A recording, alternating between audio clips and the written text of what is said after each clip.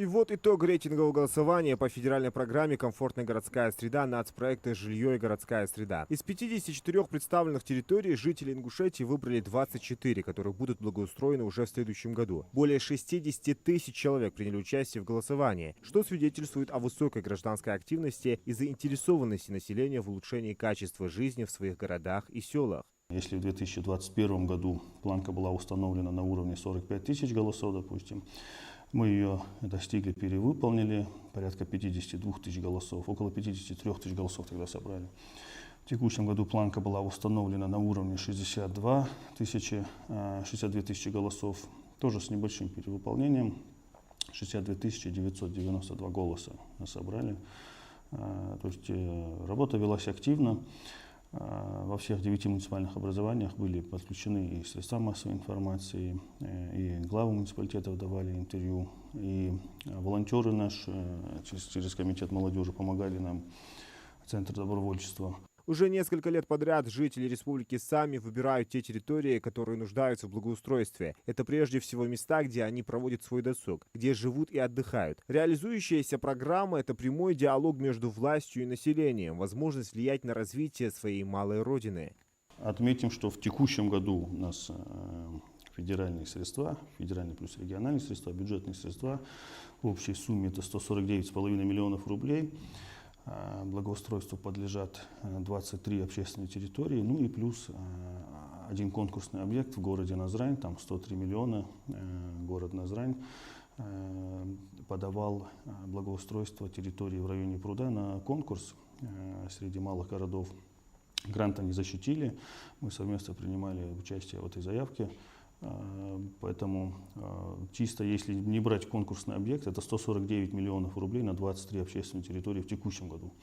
Мы ожидаем, что федеральное соглашение, которое будет подписано к концу текущего года на 2026 год, будет не менее чем сумма в текущем году, то есть 149 миллионов рублей. Федеральный проект формирования комфортной городской среды – это важная составляющая национального проекта «Жилье и городская среда». Он направлен на создание комфортных и безопасных условий для жизни людей, на улучшение городской инфраструктуры и повышение качества жизни. Благоустройство выбранных территорий позволит создать новые зоны отдыха, спортивные площадки, улучшить пешеходные зоны и общественные пространства. До начала реализации данного федерального проекта регионы недотационные закладывали собственные средства, дотационный регион, конечно, не мог с этим справиться. Для нас это наиболее актуальная реализация этого федерального проекта. В составе нацпроекта он реализовывался жилье и городская среда 5 лет. За последние 5 лет, допустим, нами благоустроено 189 общественных территорий. То есть этих территорий бы не было, если бы не было бы этого федерального проекта формирования комфортной городской среды. С текущего года до 2030 года этот федеральный проект также поддержан президентом Российской Федерации Владимиром Владимировичем Путиным, и он включен уже в новый национальный проект «Инфраструктура для жизни». Финансирование на реализацию этого проекта было сохранено, не урезано. Однако важно отметить не только сам процесс благоустройства, но и последующее бережное отношение жителей к обновленным территориям. Зачастую преображенные скверы либо парки подвергаются вандализму. Надо вести такую профилактическую беседу, кнута и пряника. С одной стороны, нарушителей надо выявлять, привлекать к административной ответственности. С другой стороны, муниципальный контроль надо усилить. Ну и плюс сейчас некоторые муниципальные образования активно начали устанавливать видеокамеры, наблюдения. Они таких злоумышленников находят, работу с ними ведут.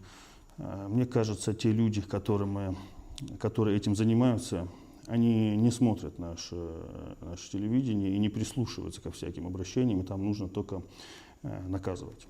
Штрафовать, рублем наказывать, ну, применять административные меры.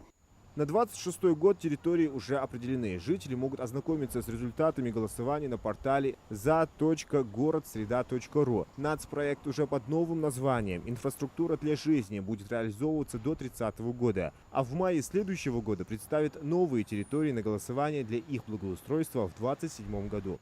Зелимхан Колоев, Адам Гулоев, Хасан Евлоев, Магаз 24.